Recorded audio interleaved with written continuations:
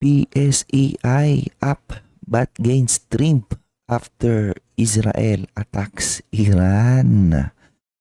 Baka ito na yung hidden massive risk this year kapag nagkaroon ng full-blown na gera ang Israel versus Iran, and eventually ba madamay yung ibang Middle East countries, and sumama na rin sila kasi itong Israel talagang di rin siya papatalo ha.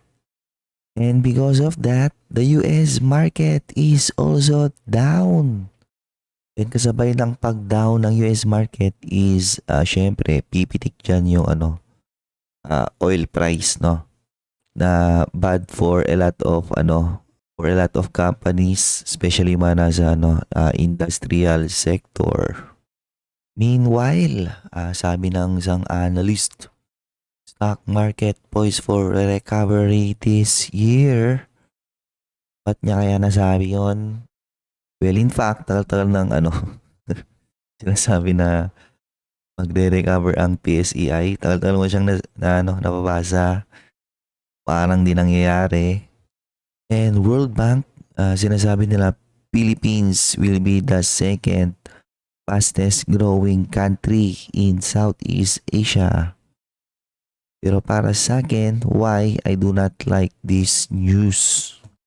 FDI inflows slumped 41% on weak global sentiment, tighter financial condition. So when it comes to foreign investment, parang wala pa rin gaano nagmamaterialize no? Yung mga gastos, yung mga efforts on recent years ng BBM admin, parang di pa siya nakikita sa ngayon. Reduction in stock tax starts July. Ito na yung I believe na-discuss ko rin to at one point in my channel. Ang tanong, by July bubuhay niya kaya ang ating PSEI in terms of liquidity, trading volume, and PSE accounts up 50%. So padami ng padami yung nag-i-invest pa rin sa PSE sa Pilipinas, pero may malaking issue kasi dyan. Mamaya pag-usapan natin. And here's an interesting article na nabasa ko recently. The silent sell-off of foreign renewable energy investor. May ganun parang nangyayari, no? And the Philippines has been named the most emotional country in the world. Yung ganyang pagiging emotional, pangit yan sa investing, di ba? Bakit kaya emotional ang mga Pilipino sa tingin nyo? President Ferdinand Marcos Jr.'s economic team has flagged the proposed 100 to 200 across the board minimum wage. Natagil ko to, di ba, on my previous video. Gumawa ko ng opinion ko dyan na sinabi ko doon, di siya okay sa current state ng Pilipinas. Maganda siyang bill, pero sa current state ng Pilipinas, mahirap siyang ipasa. Okay. And Kalata executives, nagkaroon na sila ng conviction in market manipulation. Natagal na neto eh. So sa hindi nakakalam, istorya neto, mamaya share ko. Okay. And then you have Imbornal Girl, yung nag-viral na lumabas sa Imbornal, nabigyan ng 80,000, no? Yun pala, minsan-minsan daw nagbibisyo siya. Na para sa akin, dapat na yun eh. Tawag nito. Dapat obvious na yun eh. Nung lumabas pa lang siya ng Imbornal, dapat obvious na yun. Bibigyan mo pa siya ng 80,000. And lastly, another one na nagba-viral recently sa social media is yung mga kasali sa palarong pambansa. Binigyan ng 3,000 pesos. Tapos, ginawan ba siya ng malaking ganto, no? Nakakatawa siya, in my personal opinion. Oh yeah, we'll discuss this one. So, first, market update muna tayo. So, nag-degree na daw ang PSE. This week, however, biglang nag-pull back kasi Israel attacks Iran. Yan yung malaking istorya this week. Hindi lang sa Pilipinas pero sa global markets. So here's the year-to-date performances of different indices. So kanina nag-pullback din ng ang US market because of these news, and because of this news pumipitik ngayon yung crude oil. Na pag ito umangat, hindi talaga siya okay sa madaming companies, especially yung mga nasa industrial sector.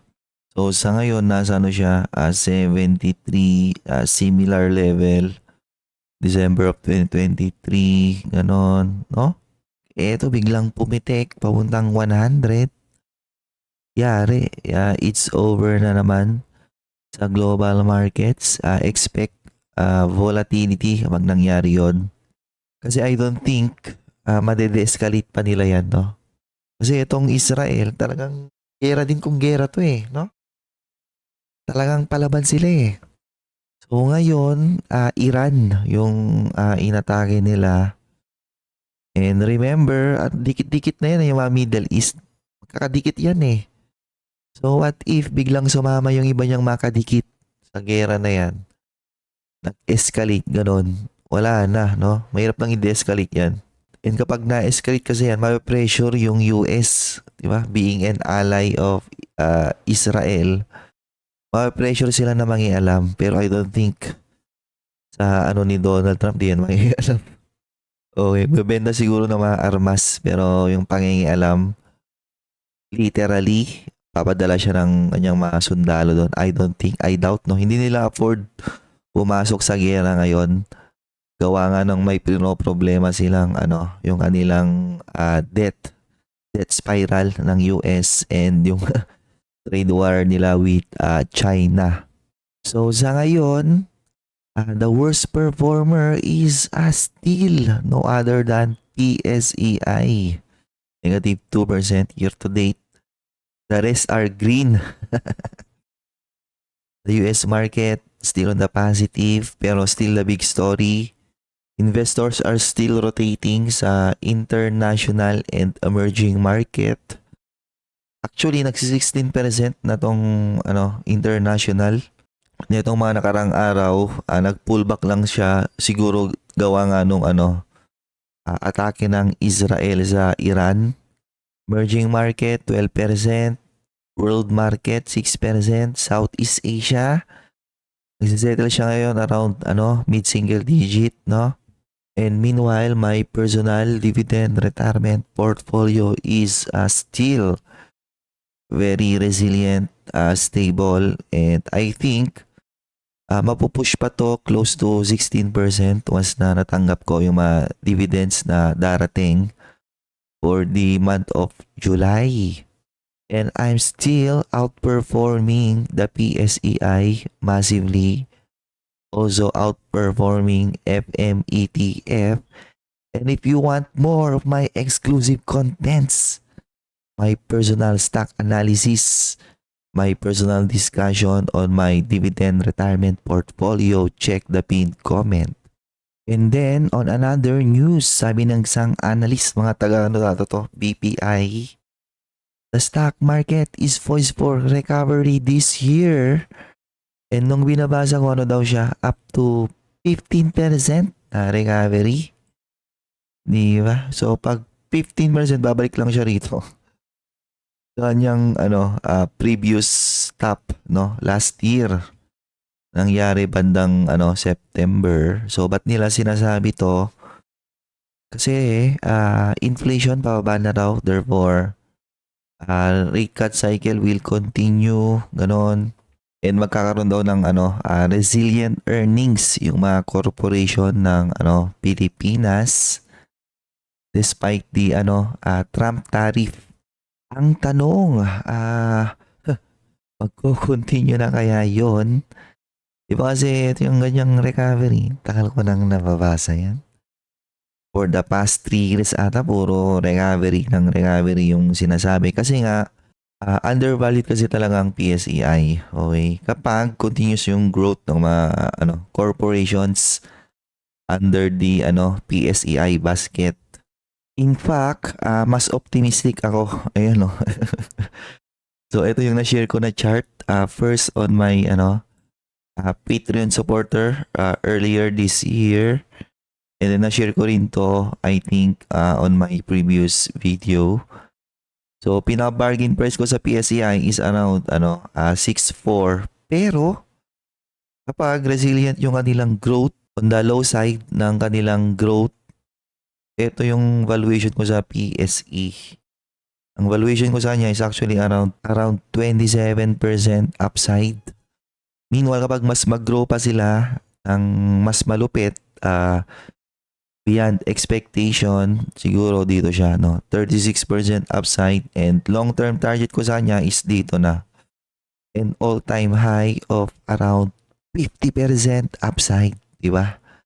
Ganun ako ka-optimistic pagdating kay PSEI. So yes, nag-agree ako sa mga ganung klase ng analysis that PSEI still grossly undervalued.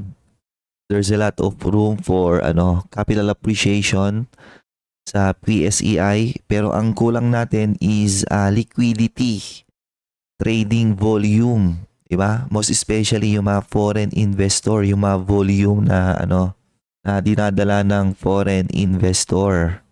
However, hindi talaga maganda yung sentiment ngayon sa Pilipinas. We have the GDP slowing down, no? We are growing pero nag-slow down siya.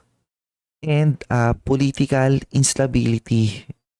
Kasi halos lahat laman ng headline lagi ng news ng Pilipinas is all about politics. Tapos na yung election, but still is all about politics. Tapos dumagdag pa yung trade war na yan, no? Yung Trump tariff. And speaking of foreigners, FDI inflows slumped 41%.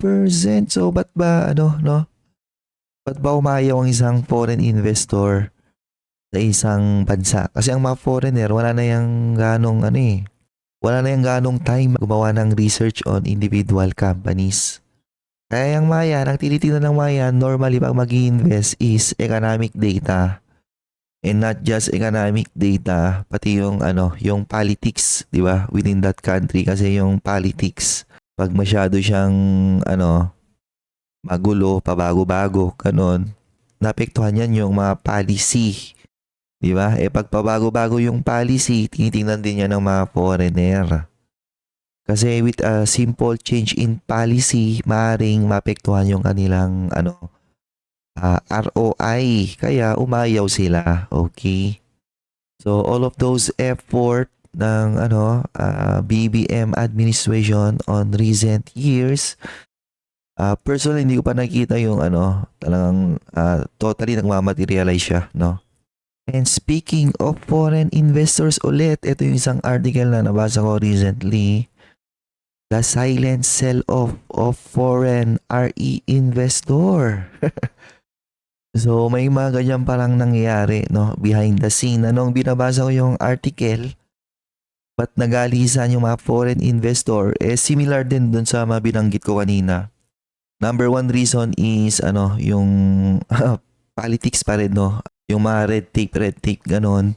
So kumbaga nahirapan silang mag-execute ng kanilang mga project dito. When it comes to renewable energy or anything related sa power sector, mga mga capital intensive na mga businesses. So execution is very important. So pag hindi ka nakapag-execute ng tama or may hindrance sa execution mo, mahirapan ka talagang makuha yung ROI mo based dun sa sa assumption mo. Okay? Pag nakipag-negotiate daw sila sa mga LGU, daming hininging ganto, ganyan. Mga pagkuha ng mga materyales, ganon. Sa nilang mga construction, may mga pinafavoran daw na mga contractor, di ba? So, sino bang hindi mata-turn off sa mga ganon? Okay?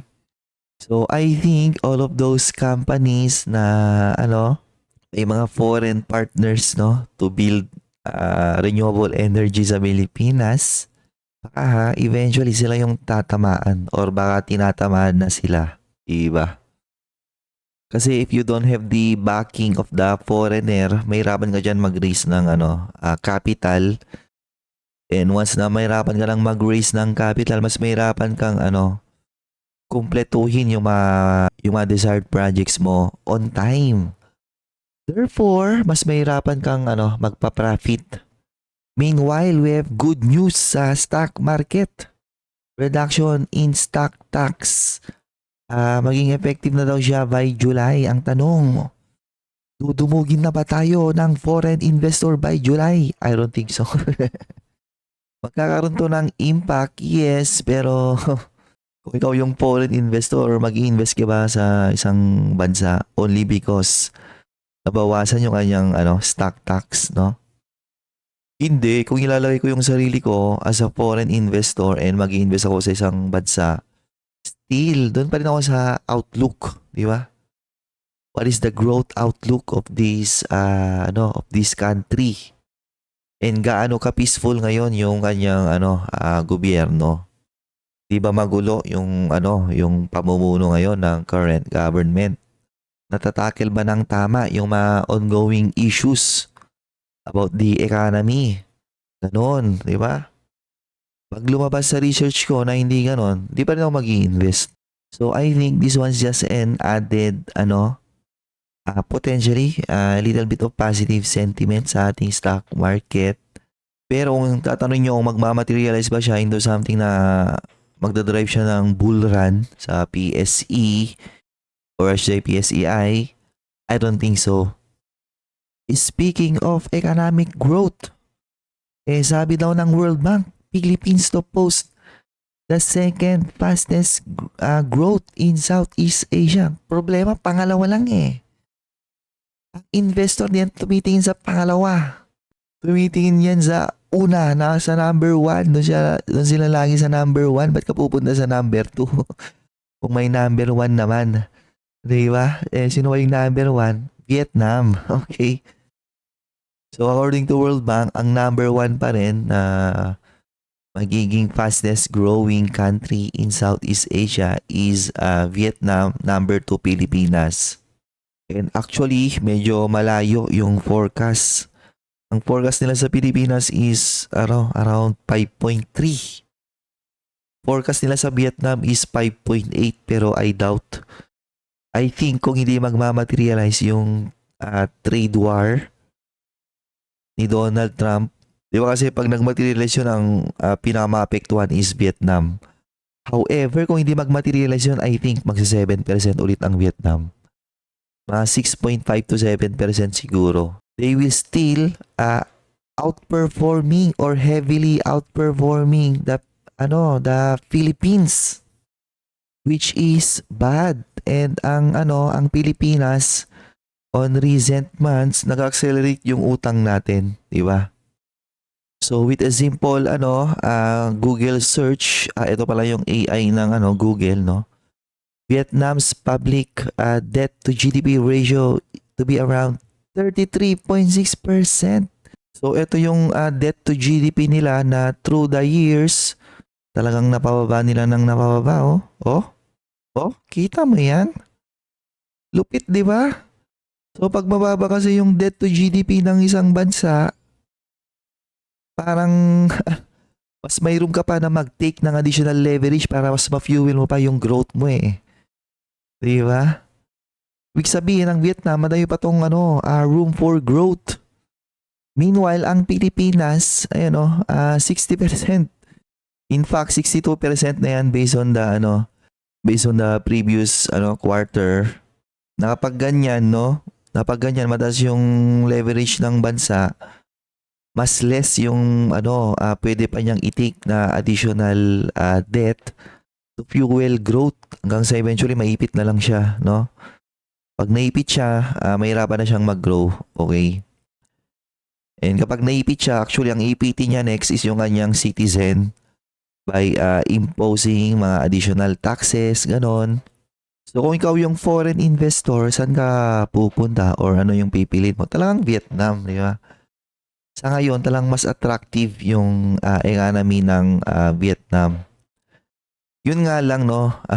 Kapag nag-materialize naman yung Trump tariff, yung global trade war ni Donald Trump, ano yung gagawin niya after the 90-day pause?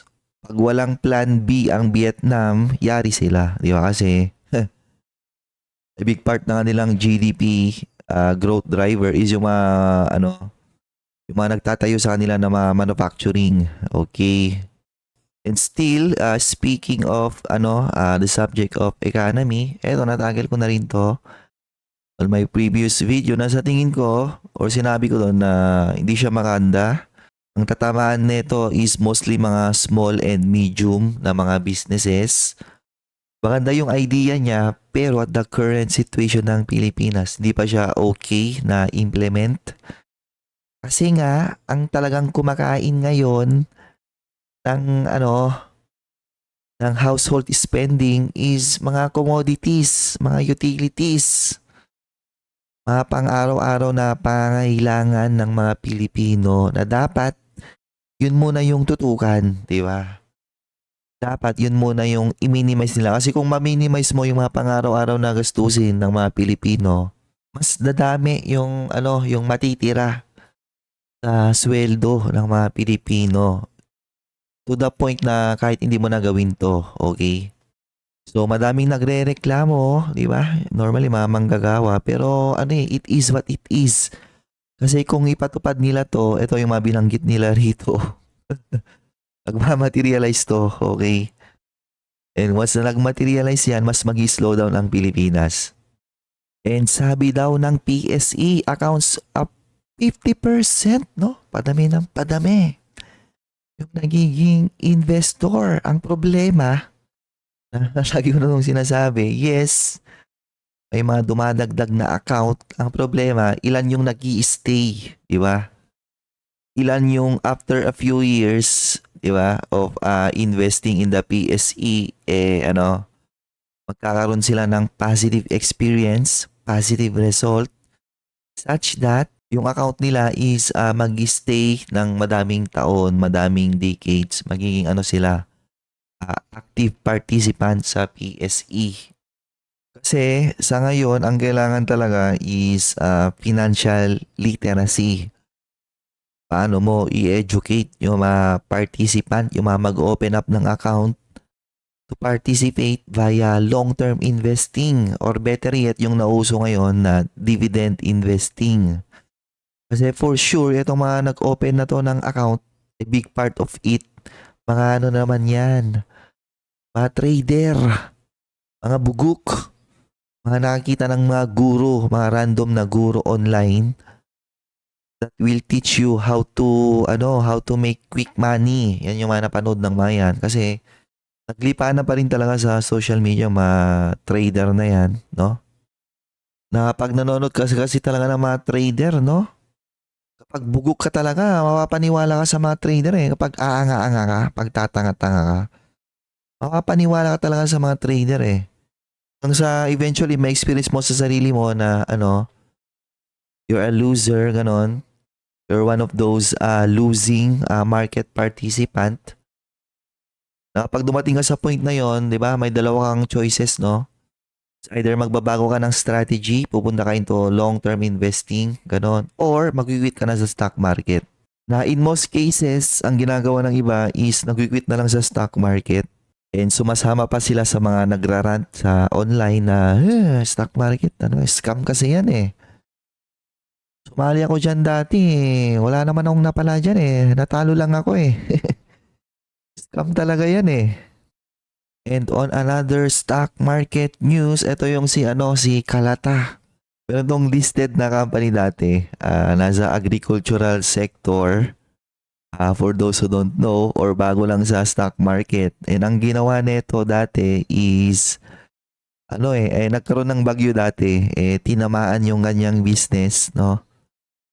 And before niya i-disclose na tinamaan yung kanyang business, eto yung mga executives ng company nagsibentahan sila. Okay.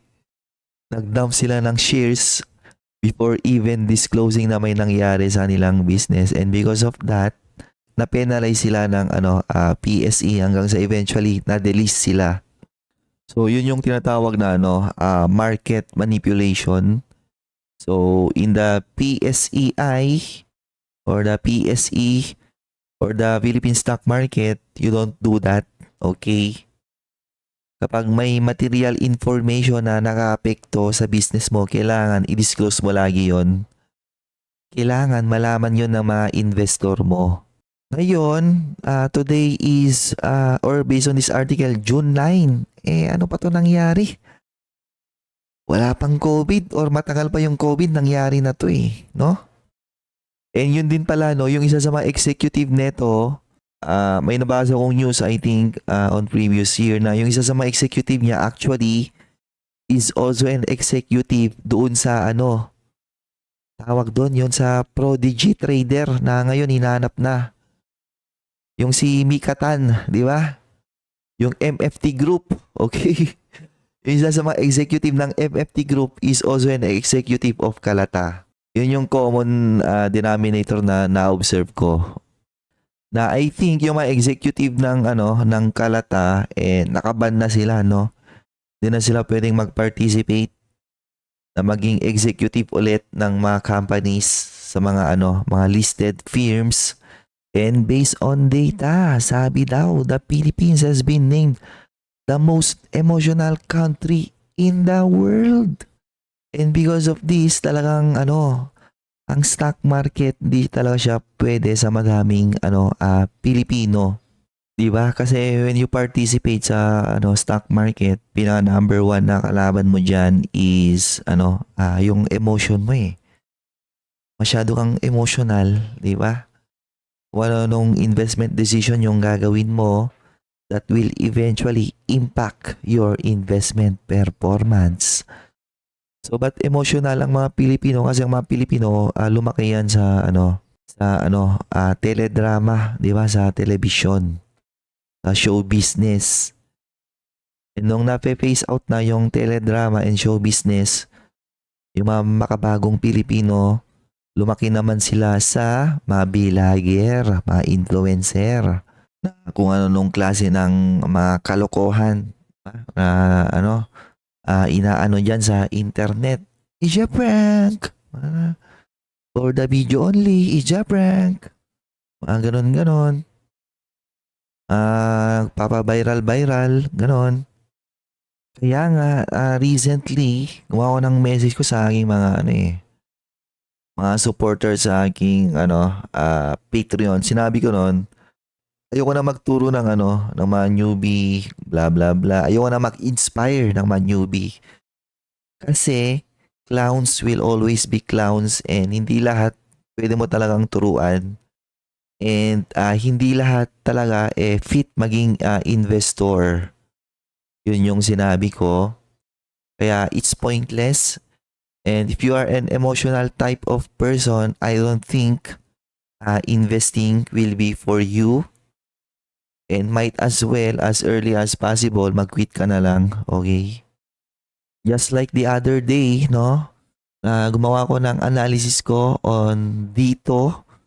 For sure si Dito madaming inipit yan na investor Ang problema on that video nang asar medyo medyo nang asar pa ako And then you have this idiot na nag-comment, galit na galit, no? Masyadong emotional. Siguro masyado siyang attached sa kanyang investment. Yung mga ganong klase ng emotional na na tao na dinidisrespect ako sa aking sariling teritoryo, sa aking YouTube platform, no? Akala talaga nila nakaporma sila ha? Well, ngumaungaw ka lang ng ngumaungaw dyan. And we'll see kung may makabasa sa ngaungaw mo, visit ka. And on a viral news na circulating ngayon sa social media is yung binigyan daw ng 80,000 nagbibisyo, di ba? Pero paminsan-minsan naman daw. Pero di ba nung lumabas siya ng Imbornal, dapat dun pa lang magdududa ka na Kasi saan ba nagsesession yung mga ngayon, yung mga gumagamit? Normally sa mga tagong lugar Kahit saan pa yan, basta tagong lugar. Di ba? Normally, di ba? Sa mga sementeryo, ganyan. Sa mga kanal-kanal, nandyan sila. So kapag may isang tao lumabas sa imbornal, ano sa tingin mo ginagawa niya doon? Malamang may mga ginagawang kalokohan din yung mga nandyan. May mga nagbibisyo, ganon. So therefore, gagawin daw ngayon ng DSWD is ipaparehab daw nila to. Well, actually may ano ako dito, may opinion ako, may proposal ako. Dapat lahat ng binibigyan ng ayuda ng DSWD, dapat pinapadrug test nyo yan eh. Malay mo ba, bigay ng ayuda yan, yung pala binibigyan nyo ng ayuda mga drug user. So, kung binigyan mo ng ayuda yung mga drug user, sa tingin nyo, saan nila gagamitin yon? Eh di pang bibisyo din nila, di ba? Eh once na ginamit nila yan sa bisyo, sa pagdrodroga, wala na yun. Destruction of capital na yun. Di na yun makakatulong sa growth ng economy. Kasi nga, napunta siya sa, sa maling paggamit. Okay, ang nakinabang, mga drug pusher, mga drug lord. And lastly, another one na nagba-viral recently na napansin ko, imbornal girl, binigyan daw ng 80,000. Pero, yung mga athlete, no? Mga aspiring athlete ng Pilipinas na nag-participate sa palarong pambansa, binigyan lang sila ng 3,000, no? You see the irony ng when it comes to priorities, blah blah blah. And ang irony dito is yung 3,000, nilagay pa talaga siya sa malaking cheque, no? Na madaming nagko-comment.